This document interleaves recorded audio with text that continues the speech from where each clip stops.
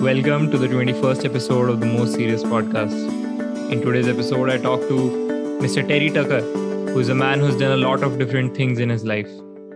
While recording this introduction, it was hard for me to keep track of all of the stuff that Terry has done.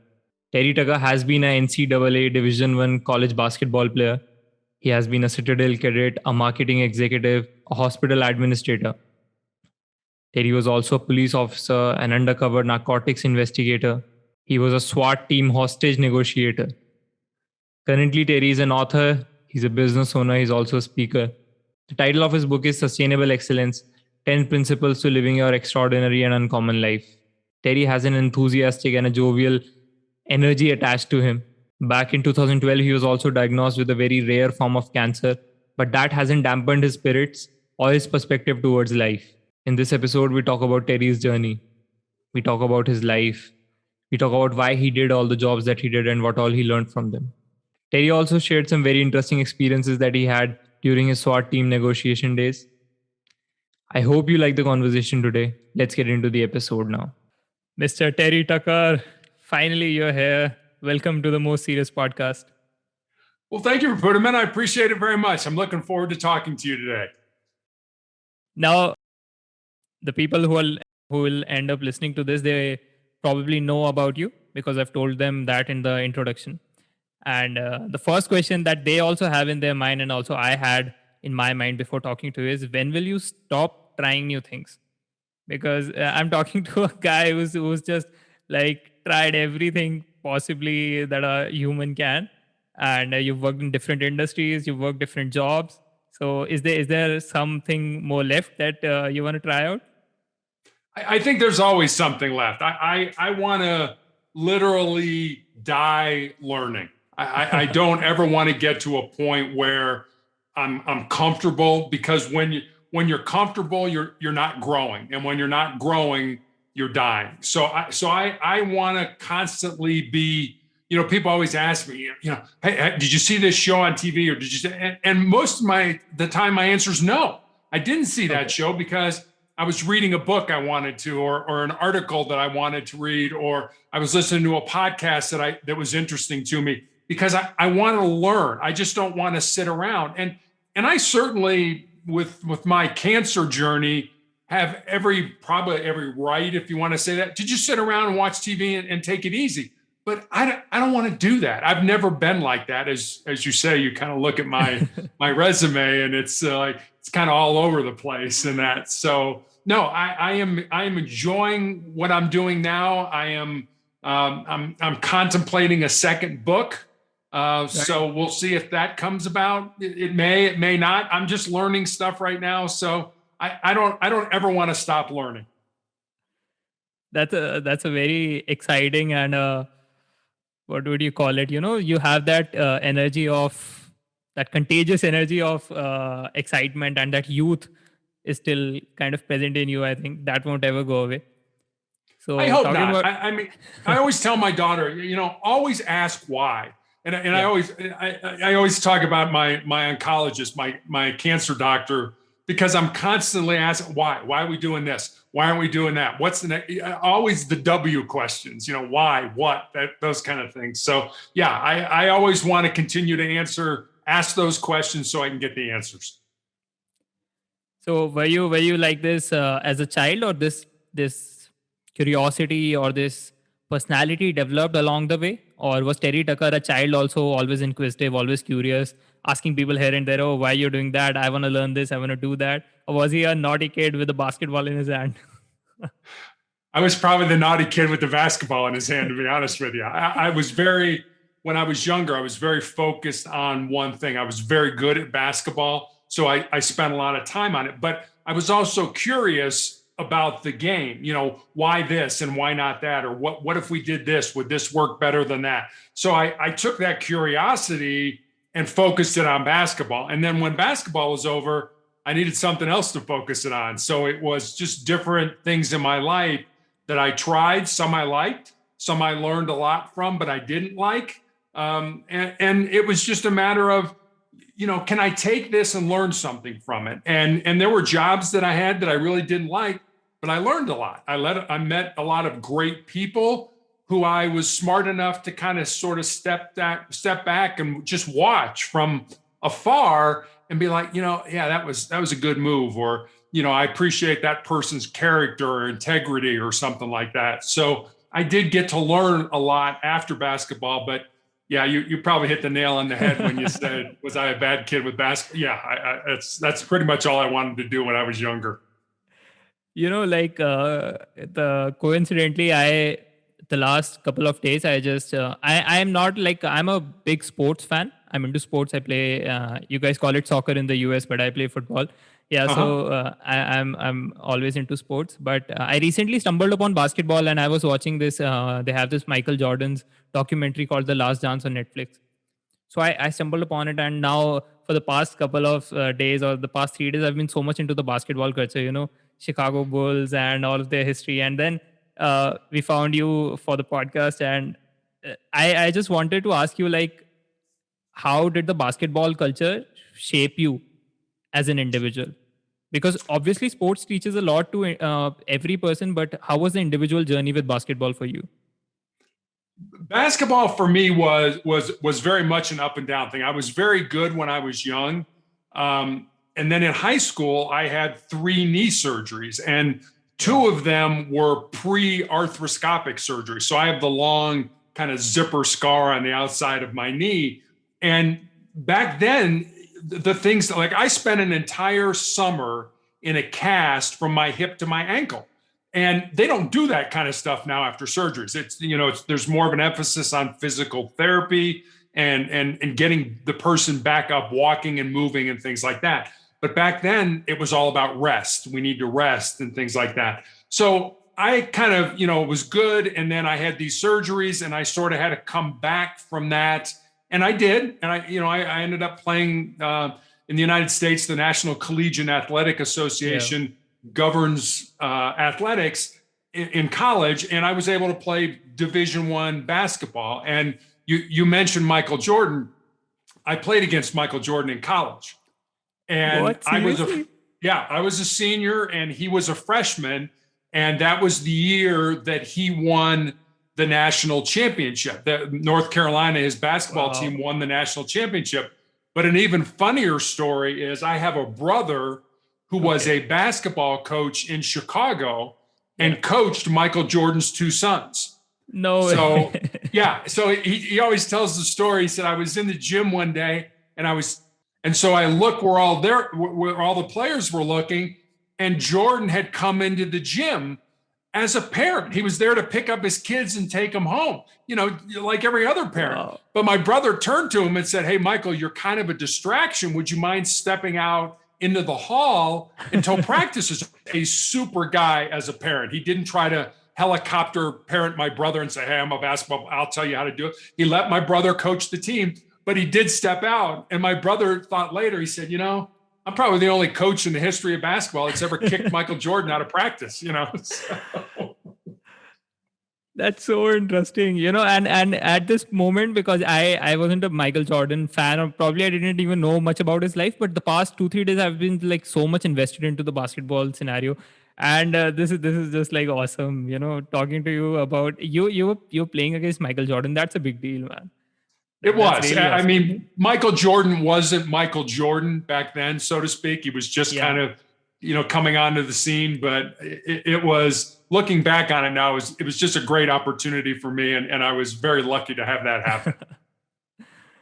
Terry, you had injuries, like multiple, you told me knee surgeries at the age of, I believe it was 14 to 15. So that's correct. That's the point when individuals are kind of figuring it out, and also they're going through this phase of, I believe it comes to some, it comes after a couple of years, like at 17, 18, they start questioning what I'm going to do with my life or something. But for some, it comes to 14, 15. But that's a phase when you're really figuring out yourself, right?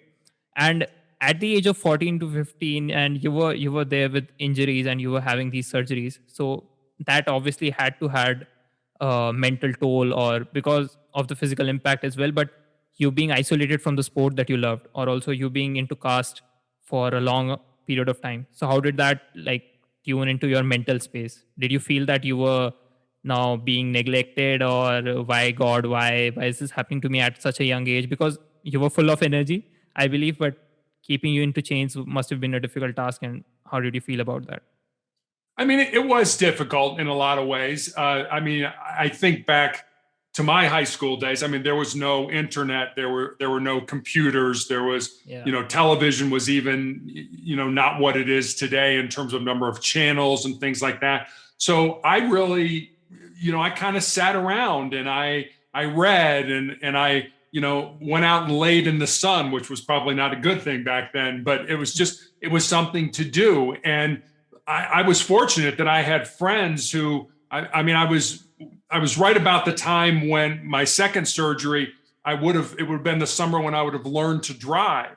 And I couldn't do that because I was in that cast. But my friends would come by, and take me to their houses or take me, to get some ice cream or just something to get out of the house. So it was not easy because I didn't have a lot of the distractions, but it was also something that it was like, it taught me to be patient, to kind of, okay, you've got some time here now. What are you going to do with it? What are you going to do with your life here? And in all honesty, at that point in my life, I had no idea what I was going to do with my life. I don't think there are a lot of, I mean, there are some young people that are like, yeah, I know I'm going to take over my family business, or I'm going to be a lawyer, or I'm going to, whatever you're going to do. But most of us are like, I don't know. I just don't know yet. I don't have enough life experience under my belt to know that, oh yeah, this really interests me, or this really doesn't interest me, and I don't want to go that route.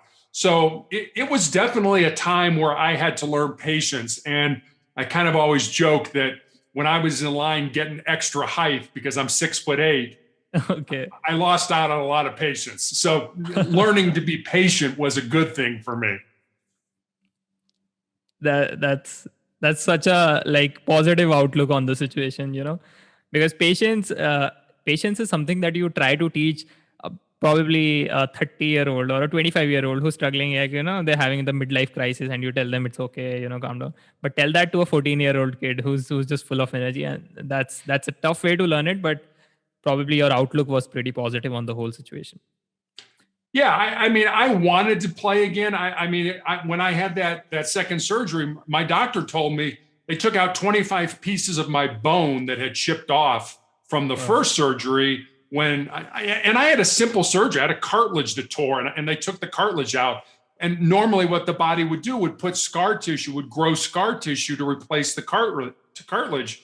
But I had a fever and an infection, and they assumed that didn't happen. And so when I went back playing basketball, it was just bone on bone. And over time, that bone wore down and it chipped off. And so the second surgery, my doctor was like, yeah, your basketball days are done.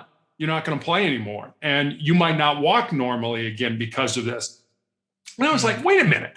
I'm 15, 16 years old. The only success at that point in my life I'd had in my life was basketball. I'm like, no, I'm not ready to give that up yet. So it was a claw. It was a fight to kind of, like I said, my life was good. And then the surgeries happened. And then I kind of had to come back from that. So it was a good experience for me to learn at a fairly early age. When you were beginning your professional career after basketball, after college, so you had your first job, I believe it was the marketing job. That was the first one. So at that point, it was. Yeah, at that point, what went into your mind to probably get into that space? Or also, like, as you mentioned, most of us don't know actually what we're going to do, and we're expected to figure out our lives at the age of 18, 19, I don't know. So what drive that decision? So in a word, my father. Well, I guess that's two words, my father. But my father had his grandfather, or my grandfather, his father, was a policeman in Chicago, which is a very large city here in the United States, and was actually shot in the line of duty with his own gun. It was not a serious injury. He was shot in the ankle, but he was taking a murder suspect back to the lockup, and he went for his gun. And so my dad remembered the stories that my grandmother had told about the knock on the door of, Mrs. Tucker, please grab your son. Your husband's been shot and come with us. And so my dad wanted me to I mean, literally, I didn't know what I wanted to major in. So my dad was like, you're going to go to college, you're going to major in business, you're going to get out, you're going to get a job in business, you're going to get married, you're going to have 2.4 kids, and you're going to live in the suburbs. I mean, my dad had my entire life planned out, but it was the life that my dad wanted me to live, not the life that I wanted to. I wanted to follow in my grandfather's footsteps and be a policeman, but my dad would have nothing to do with that. And when I graduated from college, my dad was sick. My dad had cancer, and he died about 3 years after I got out of college. So I didn't want to upset him any more than he already was with his cancer experience. So that's why I took that first job in the marketing department at Wendy's. And then my second job was as a hospital administrator. But those were the jobs that he wanted me to take. That was the career path he wanted me to go. My purpose, my passion, my why, for lack of a better word, was to be in law enforcement. So I just waited until he passed away. And when he did, that's when I said, okay, now it's my time. Now I'm going to do the things that I want to do. So that's kind of how that all came about. Being a police officer is, it gives that very strong and the sturdy vibe that the officers have, and the charisma that most of the law enforcement authorities carry, and it's a super tough job. But were you, because of the influence of your grandfather, particularly, were you interested into law enforcement, or was there something like a moral justice side to Terry Tucker, and he was enthusiastic about being a vigilante or something? Yeah, no, it was. I think anybody that goes into that job because they want to, fight people and shoot people and do it. That's nuts, and you'll never be successful in that. I used to have an opportunity to talk sometimes to the recruits that were at the police academy, and I told them, I said, they're going to spend 6 months with you here, teaching you how to use all these things on your belt, your gun, your stick, your radio, your handcuffs. But the two biggest things that you bring to this job, or the two most important things you bring to this job, are your brain and your mouth. Because I've heard policemen that could turn yes people into no people based on what they were saying and how they were saying it. And I've also been around a lot of really good policemen that were able to talk to people and turn no people into yes people based on what they were saying. So I told him, if you're good at using your brain and your mouth, there'll be less likelihood that you'll have to use all these tools on your belt. But there were also people that I knew in law enforcement that their identity was tied to that gun and that badge. And they felt that if they retired, I mean, these are people that had worked 35 or 40 years in the job, and their identity was tied to that job. They couldn't see themselves doing anything else outside that. And yet there was so much that a policeman can do just based on your interaction with people and the things that you're involved with, that they didn't want to retire because they felt they were nobody without that gun and that badge. So it was kind of a shame, but I always felt like, yes, this was my passion, this was my purpose, but it wasn't who I was. I was always something more. I could always do something more. And eventually I did do something more. But yeah, there were a lot. I never went into it because I wanted to, fight people and shoot people and do. I mean, you get hurt doing stuff like that, and I didn't want to get hurt. So. But you were associated with like a very dangerous kind of department in your police officer journey, and you were in the SWAT team hostage negotiation. And so I did. Yeah. I'll continue the question. Yeah. So you were in the SWAT team hostage negotiation branch, and by the ring of it, that job sounds like a really intense and more of a mental job, because I can't believe handling the pressure of real world consequences right at the moment, right in front of your eyes, and being able to navigate your emotions through that maze. And so I just want you to tell me maybe a couple of stories, or maybe just your first hand experience, because most of the people won't ever encounter such situations, but they don't know how intense the pressure is at that point. And if they can understand how you navigated through these problems, I think that would help them to figure out their real life problems as well.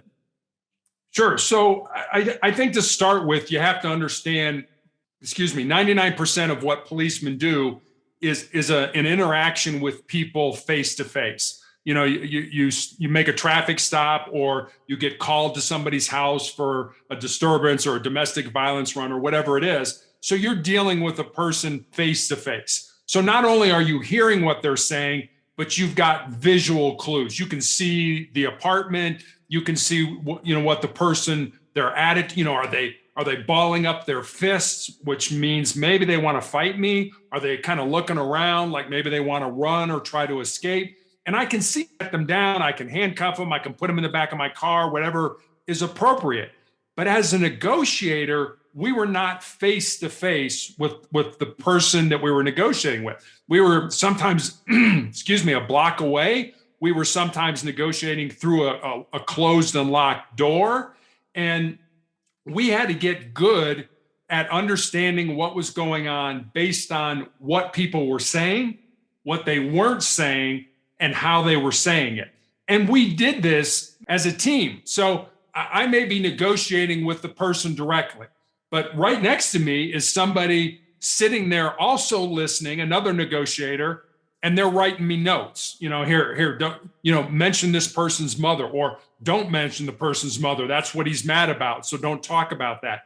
And then there was even 3 or 4 more negotiators that were gathering intelligence. They might be talking to the person's spouse or brother or mother or whoever was there. Tell us why this is happening. Tell us what the situation is, so we could kind of glean information.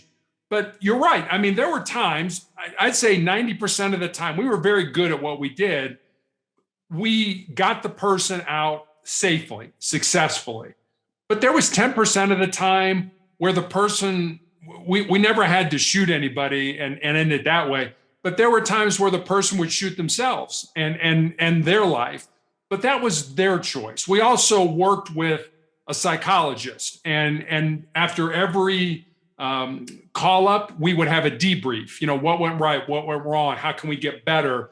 Did you think about this? Did you try? And things like that. So there were all kinds of mental things, you're right, that went on. And I remember the first time after I was accepted on the team, and our first training session, we trained every month. I was negotiating with somebody. We were just doing a scenario through a door, and there was a hostage, and the hostage kept screaming. And I kept talking to the hostage, which as a negotiator, you don't do. You downplay the hostage. You leave the hostage out of it, and you just focus on the person who took the hostage. And so that was one big lesson. It's like, why are we talking to the hostage? That has nothing, he or she has nothing to do with any of that. So if anybody ever gets in that situation where they're the hostage and you feel like you ignored me, yeah, I did. But I did that on purpose. But yeah, there's that person chose to kill themselves. Was that tragic? Absolutely. But let's face it, if I'm talking to you, you're obviously having the worst day of your life. And that being said, I didn't create that day for you. And most likely what led up to this point had been building over, 10 years, 20 years, 30 years, 40 years. And for me to show up and try to mitigate that in the span of 3 or 4 or 5 hours, just in all honesty, wasn't realistic. We did the best we could, but in the end, it's your choice. It's your choice if you want to come out and continue on with your life, and we'll make some changes and things will get better, or you want to end it and this will be it. It's your choice. It's not my choice. I didn't make you do that. I did the best I could to try to end this peacefully. So that was kind of how it went in an overview.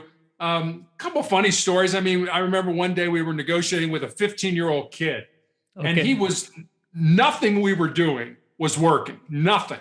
And so we kind of all put our heads together and we're like, well, he's 15 years old. Let's scare him, And so what we did is we broke a window and we threw in a flashbang grenade. And it's not a grenade that explodes and stuff like that. All it does is when it goes off, it produces a very bright light and a very loud noise. And literally we did that. And about 10 minutes later, the kid came out. I mean, we just scared him to come out, is all we did. I had one guy who I negotiated with for about 10 minutes, and that was most of the things we did were 2+ hours. 10 minutes, he was drunk. He was holding his wife hostage with a gun. And I said to him, "What would it take for you to come out?" He said, "Give me a beer." I said, "If I got you a beer, you would come out." "Yes." "Okay." So I gave one of the officers some money. I said, "Please go down to the store and get a beer." Got a beer. We put it on the front porch and said, "Hey, Oh my the God. beer's on the front porch. You put your gun down and let your wife come out, and then you come out and you can have the beer." He's like, "You promise I can drink the beer?" I said, "I promise you can drink the beer." He comes out, his wife comes out, puts the gun down. He comes out, gets handcuffed. We let him drink the beer, and off to jail he goes. Oh One my of the God. important things about negotiating was trust. And that's true in any relationship that you have. Trust was incredibly important. So we never lied to anybody. People would tell us, "I'll come out, but I don't want to go to jail when I come out."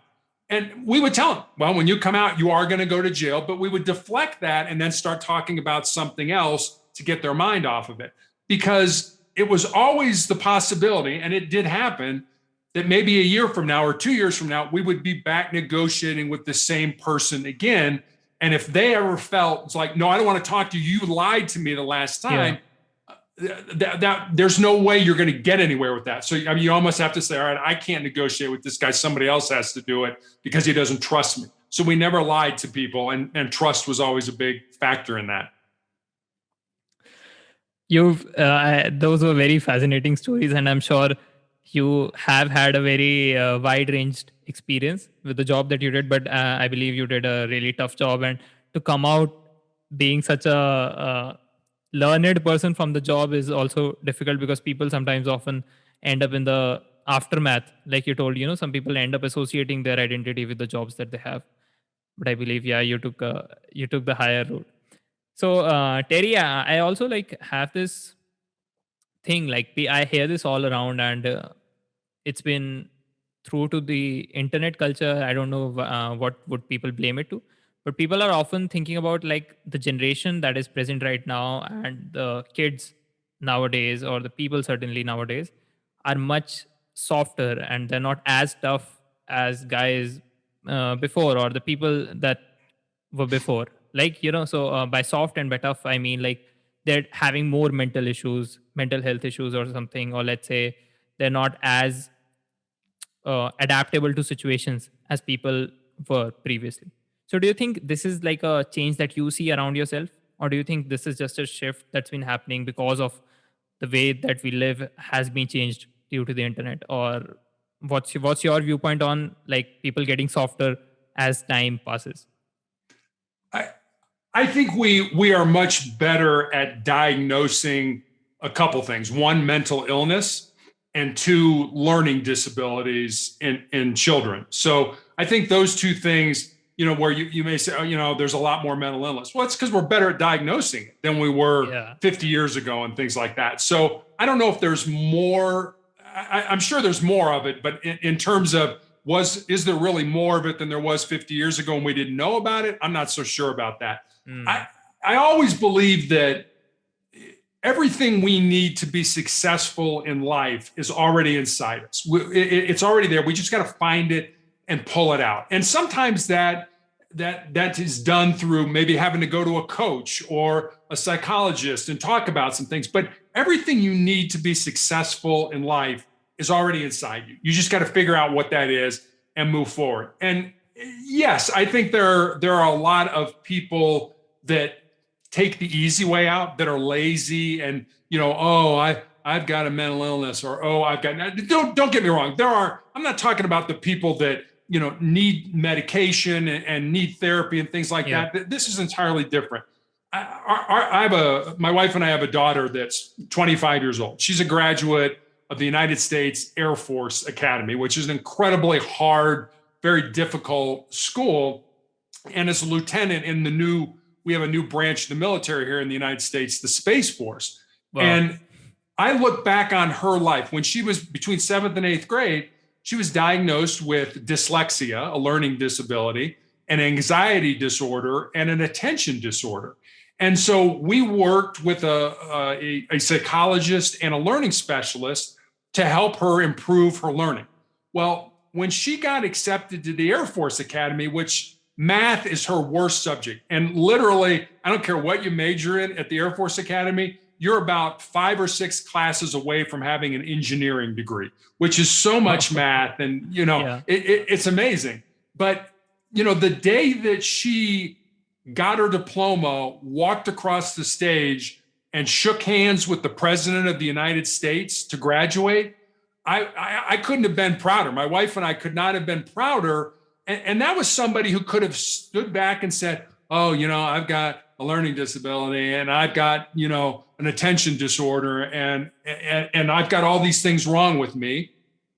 But that's also a person who said, no, these things I've been diagnosed with, I'm going to learn to overcome them. And she learns with color, and she learns with music, and that's how she learns best. And that's, I've always told her, play to your strengths. If this is the way you learn, then use that to learn. Don't be like, oh, I can't use that because I'm here at the academy. Sure, you can. You can use colored pencils and markers and things like that.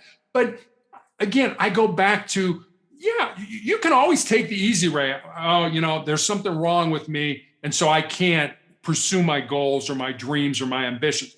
Or you can say, yeah, there's something wrong with me. What can I do? Instead of focusing on the negative aspect of what I can't do, focus on what you can do. Okay, maybe you have this issue. You still can be a productive member of society. It's not like you're institutionalized or you're on so much medication that you can't. Our daughter was in that boat. She was in that situation. And I see so many people that never want to take responsibility for their own success or their own happiness. And because of that, they're always looking to blame their parents or their teachers or their boss or their status in life for their lack of reaching their goals or things like that. I don't want my life to be a product of the decisions that I didn't make or that the decisions that other people made for me. I want my life to be part of, I made these decisions, I'll stand by them, good or bad. And I don't think there's a bad decision. I think you can always learn, even if you're not successful at it. But that's kind of what bothers me right now, is that people are always looking to blame somebody else for their lack of success. You try something and you make a mistake or it doesn't work out. That's okay. Did you learn something from that? Did you take something away that's positive that maybe you could learn over here? And especially with young people, if you've got a passion, if there's something in your heart that's driving you and you want to do it, but it scares you, I would tell you to go ahead and do it. Because at the end of your life, the things that you're going to regret are not going to be the things you did. They're going to be the things you didn't do. And by then it's going to be too late to go back and do them.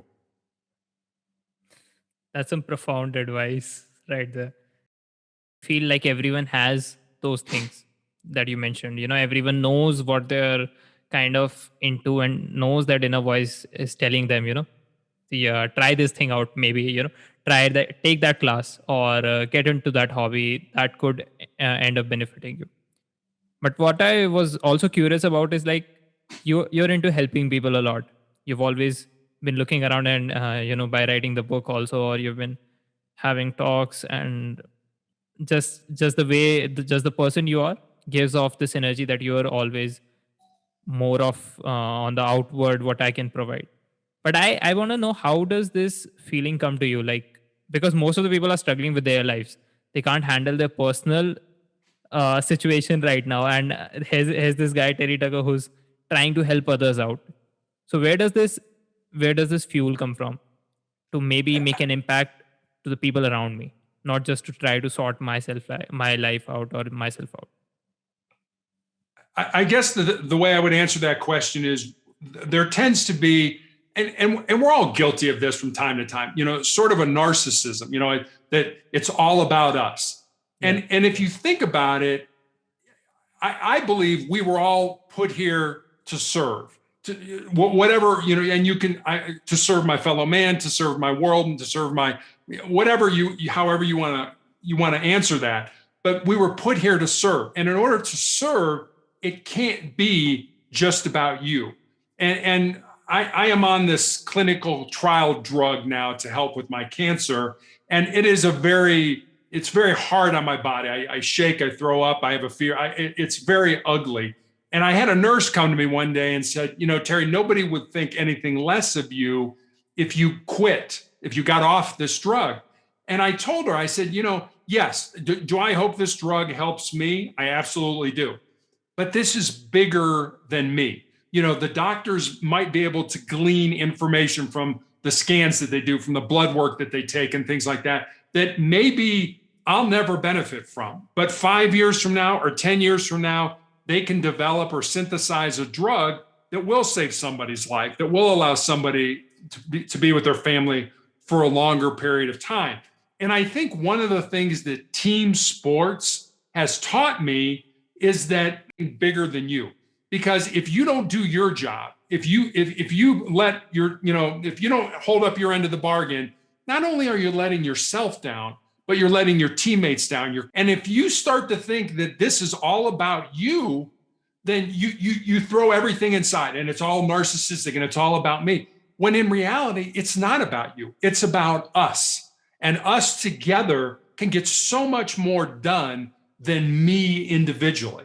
So I think that's one of the really important things that team sports and athletics has taught me, is that I'm just a small part in this big puzzle. And it's not about me. It's about us. And it's about me doing what I need to do for myself, but also for all the people around me. And that's where this comes from, of wanting to help people, of wanting to make a difference. When I was in law enforcement, we used to talk about, there were the wolves, there was the sheep, and there were the sheepdogs. The wolves were the bad guys that were trying to prey on the sheep, and the sheepdogs were the police. We were the people that were trying to keep the wolves away. And that's kind of how we used to look at ourselves as a sheepdog. And so I've always felt that. I've always felt I wanted to help people and to kind of put myself out there, realizing that I'm going to be vulnerable, that I don't have all the answers, that, I don't know. Sometimes the answer to the questions I get on podcasts is, I don't know the answer to that. I haven't figured that out yet, but I'm going to keep trying. And as long as you keep trying, as long as you keep moving forward, as long as you remember that you're part of something bigger than you, I think it just lends itself to wanting to help people. Do you think there must have been like moments in your life also where you felt when you were diagnosed with cancer in 2012, or maybe it was when you heard that news about your grandfather or something, those moments sometimes when they completely shatter you and you are just like feeling the weight of the world on your shoulders. So they often come. Yeah. So at that point, it kind of seems like when you're too close to the problem, you can't figure out anything else and you're just always focused on, okay, there's misery all around me. So at those moments, do you have a routine that you follow, or what do you tell someone, like, at this point, none of my advice would work for you. I can't tell you to just be happy or just deal with it. So can an individual try figure their way out through navigate through these tough times and these emotions? Yeah, I had bad days. Yes. I do not wear an S on my chest. I do not have a cape and fly around with magical powers. Yes, I have bad days. I cry, I get down. There's an old Japanese saying that says, pain is inevitable. Suffering is optional.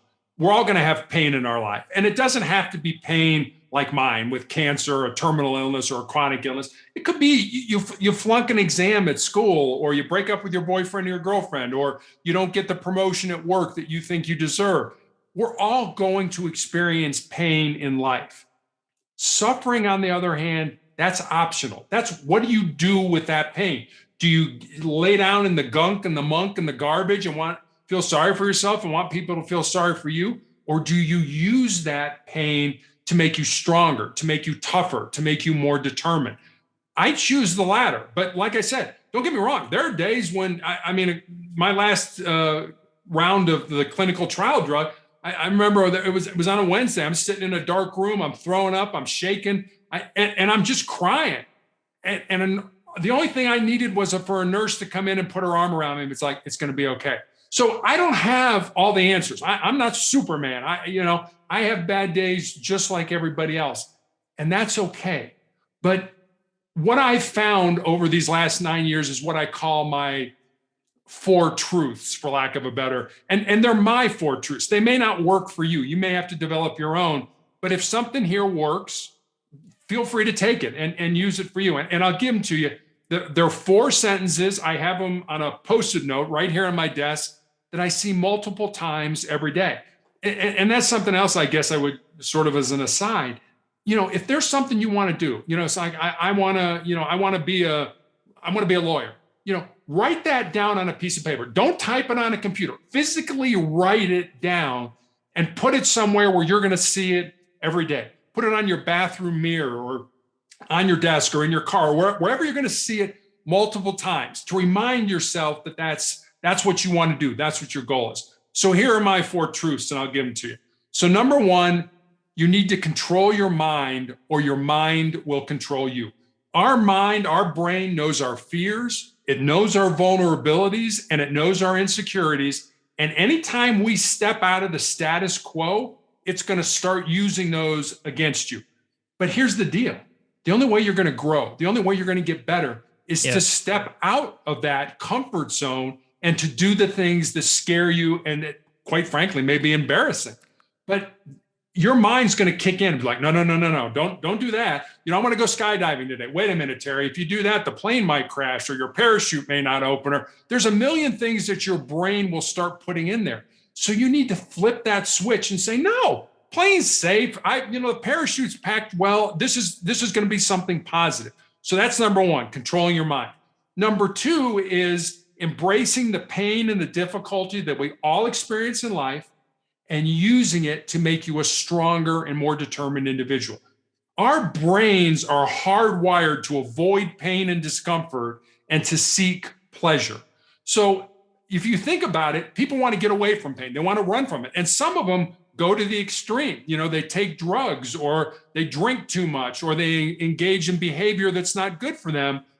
But what if you did the opposite? What if you said, instead of, I want to get away from that pain, what if you took it? What if you took it inside and burned it as fuel or used it as energy to make you a stronger and more determined individual? That's an entirely different way of looking at pain. Instead of running from it, use it. Use it to your advantage. So that's number two. Number three is more of a legacy truth. And this is it. It's like, what we leave behind is what we weave in the hearts of other people. I always ask people, what are people going to talk about at your funeral? What are they going to say about you at your funeral? Would your ancestors be proud of the life that you've lived? And, especially when you're young, if you think about the end game, if you think about that and you don't like what people are saying, you have time to change it. Now, I'm not telling you to live a life based on what other people say about you. I'm not telling you that at all. But what I am saying is, if you don't like what people are saying, you have time to change it when you're younger, and you should think about what your end game is going to be. And then number four is pretty self-explanatory. As long as you don't quit, you can never be defeated. Now, my pain is going to end someday. It may end through surgery, may end through medication. Quite frankly, it may end when I die. But if I quit, if I give up or I give in to the pain that I have now, then pain will always be a part of my life. That is so much wisdom packed into these four sentences that you can hereafter, like, I'll probably contact you and write them down again. But this is a workflow that I think most of the people have tried to tell the world, and you being a certain living example of it, you have lived through these principles, and that's what I like about it. And that's what, like, when I was going through I had the summary for your book also, and those principles that you had listed, I believe these are some foundational beliefs that people can, you don't have to go like all in hardly following them, but they help you figure out your meaning, your purpose, and your basic foundations of life. Yeah, I mean, we make life so much more complicated than it needs to be. And it's not something life does, it's something we do. Yeah. Life is easy. Life is simple. We make it hard. And you're right. And the things that I put in my book, the chapters, the 10 principles, are all things that either I've done, good or bad. I mean, the one that resonates most for me, and I've done this, you've probably done it, most people have, is that most people think with their fears and their insecurities instead of using their minds. It's like, I want to do that. That'd be good for me. Oh, wait a minute. That scares me. Or if I do that, what will people say about me and stuff like that? That's thinking with your fears and your insecurities. That's not thinking with your mind, because hey, that'd be great for me. But what will people say? Or what if I mess up? What people will think I'm a failure and things like that. That's controlling your mind. That goes back to that first principle. You need to control your mind. We talked about failure, especially when you're young. Fail often, but the only way to fail is to do something.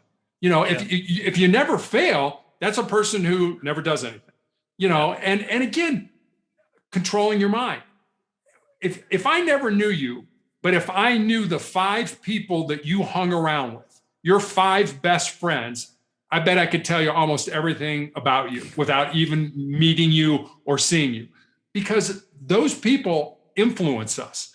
So why would you hang around with people that are negative or who think? When I was 13 years old, I was 6'5". I had a size 14 real skinny foot, and my ears were as big as Dumbo, which I don't know if you know who Dumbo is. Dumbo's a big elephant in the Disney thing. And my head had not caught up with my ears. And I got teased mercilessly when I was a little kid. But that only works, that teasing, that bullying that happens to all of us, that only works if you own what those people say. If you act like Superman, like boom, those things just bounce off me. That has I can't tell you the number of names that I was called as a policeman, none of which I can say on your podcast, or you'd probably be taken off. But those didn't hurt me because I didn't own them. I didn't say, oh, I really care what this, guy who's just sold a bunch of marijuana to somebody. I don't care. I don't care what that guy says. Yeah. So do we really want to, and I get it, when you're young, you want to be part of the group, you want to be all that kind of stuff.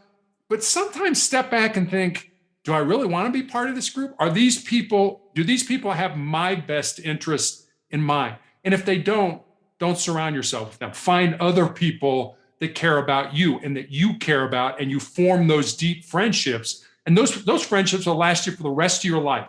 I mean, I have friends that I had in grade school and high school that I still have 50 years later that I can call up anytime and, hey, Tuck, what's going on? Let's talk, kind of thing. So yeah. I guess that's how I would answer your question.